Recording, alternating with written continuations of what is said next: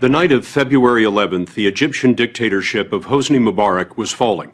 More than 100,000 people filled Cairo's Tahrir Square in wild celebration. Among those in the crowd was our 60 Minutes colleague, correspondent Lara Logan.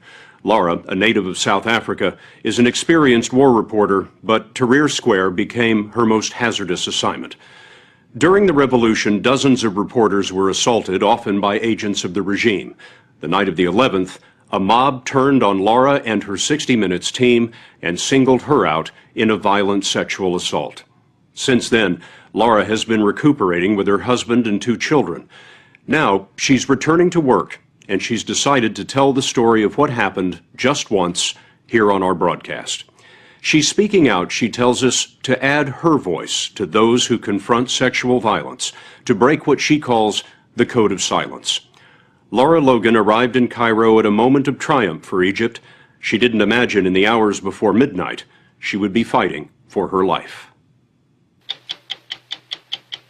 The story will continue in a moment. When we drove from the airport into Cairo that night, moments after Mubarak had stepped down, it was unbelievable. It was like unleashing a champagne cork on Egypt. I'm anxious to get to the square. I got to be there because this is a moment in history that you don't want to miss. What does it look like? It looks like a party. It's a roar of sound because everyone's so excited and they're singing songs of the revolution and they're shouting slogans. And everybody's, very physical. So you're being jostled and pushed, and sometimes people get closer, and my guys are very protective. It's, they want to keep people at bay. It was impossible not to get caught up in the moment, which was a real moment of celebration. Tell me about your team. Our producer was Max McClellan. My cameraman was Richard Butler. Baha works for us. We had a local fixer, Baha, whose job was to bridge the divide for us as foreigners. We had 2 Egyptian drivers with us who were purely there to act as security and bodyguards. And then we had a security person, Ray, who's done security all over the world. This is what these people have been waiting for. They came here day after day. This is about freedom. She reported without a hint of trouble for more than an hour. And what happened then? Our camera battery went down. And we had to stop for a moment, and suddenly Baha looks at me and says, "We've got to get out of here." Baha is not happy here? He's Egyptian, he speaks Arabic, and he can hear what the crowd is saying. Yes. He understands what no one else in the crew understands. That's right. I was told later that they were saying, "Let's take her pants off." And it's like suddenly, before I even know what's happening, I feel hands grabbing my breasts, grabbing my crutch, grabbing me from behind. I mean, it's not, one person and then it stops. It's like one person and another person and another person. And I know Ray is right there and he's grabbing at me and screaming, "Lara, hold on to me, hold on to me." As she was pulled into the frenzy, the camera recorded her shout. Stop! And I'm screaming, thinking, if I scream, if they know, they're going to stop. If someone's going to stop them, or they're going to stop themselves because this is wrong. And it was the opposite. The more I screamed, it turned them into a frenzy. Someone in the crowd shouted that she was an Israeli, a Jew. Neither is true, but to the mob it was a match to gasoline. The savage assault turned into a murderous fury. I have one arm on Ray. I've lost the fixer, I've lost the drivers, I've lost everybody except him. And I feel them tearing at my clothing. I think my sweater was torn off completely. My shirt was around my neck. I felt the moment that my bra tore. They tore the metal clips of my bra. They tore those open. And I felt that because I felt the air on my chest, on my skin. And I felt them tear out. They literally just tore my pants to shreds. And then I felt my underwear go. And I remember looking up, when my clothes gave way, I remember looking up and seeing them taking pictures with their cell phones, the flashes of their cell phone cameras.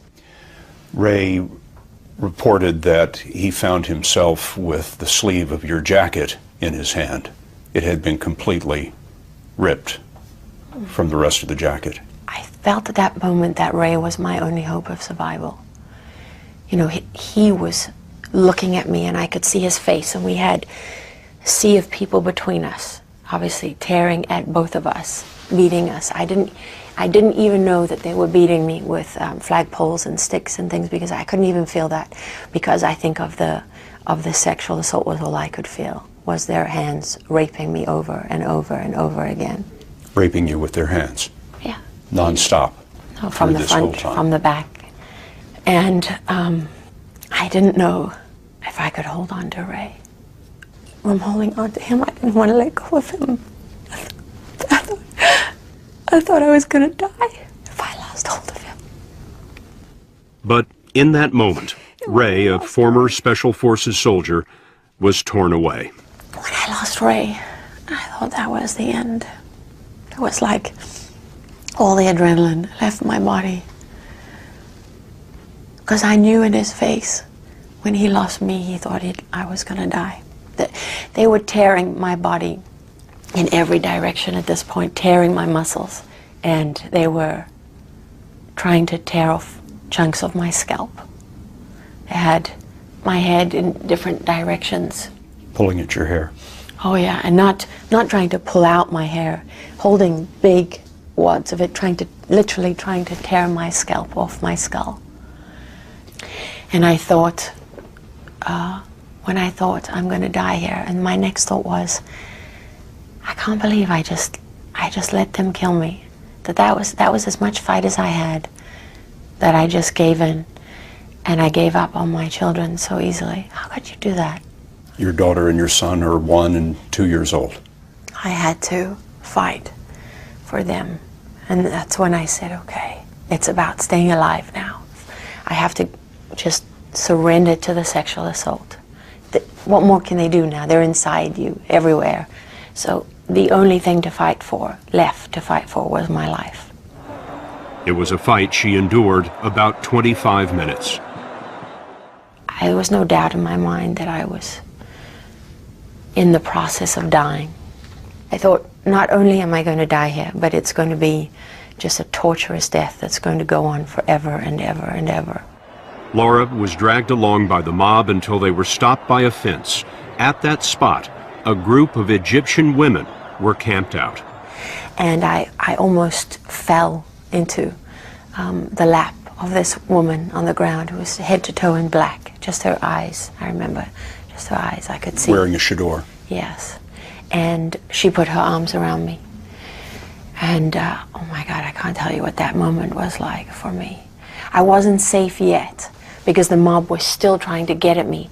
But now it wasn't just about me anymore. It was about their women.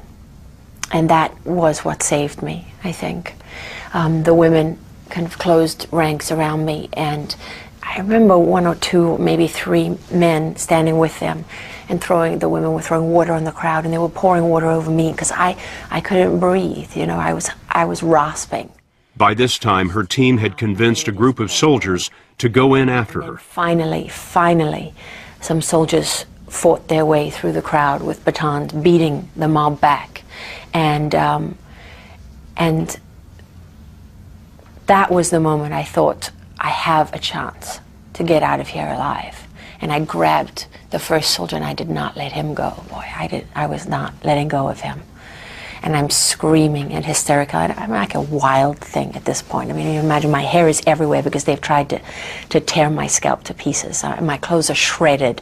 I'm filthy, black with dirt from going down into the filth. The soldiers took you out of there? That one soldier that I was holding on to, he threw me over his back.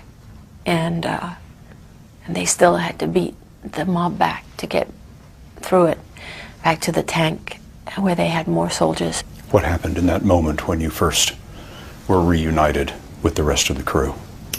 I remember, Max, going down on his knees in front of me, and he said, "I'm so sorry. I'm so sorry."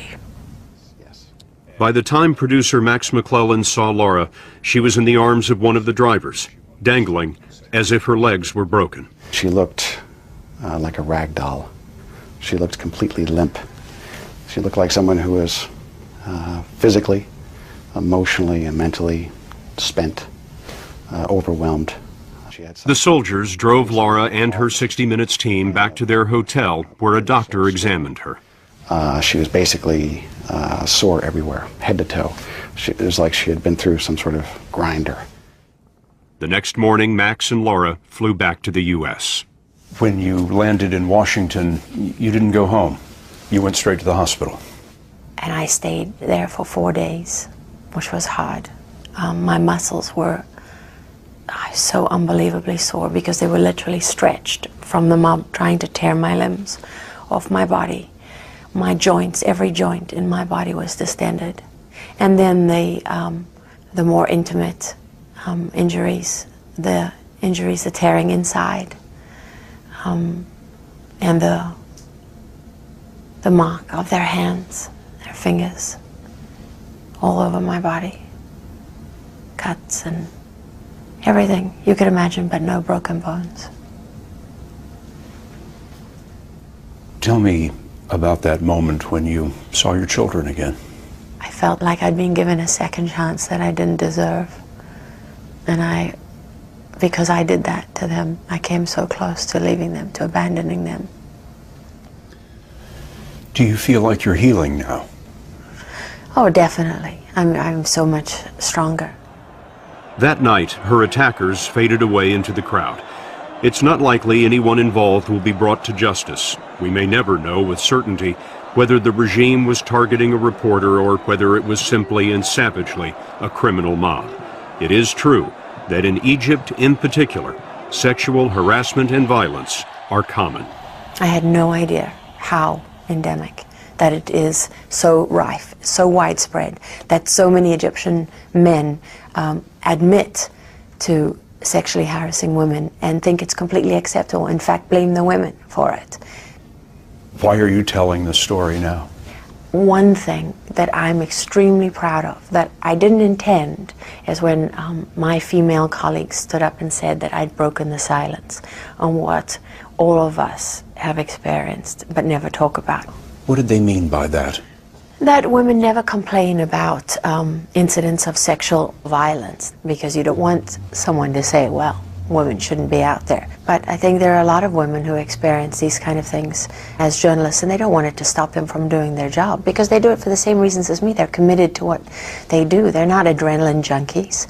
You know, they're not glory hounds. They do it because they believe in being journalists. Go to 60minutesovertime.com to hear from Lara Logan how strangers, students, and the president have shown their support.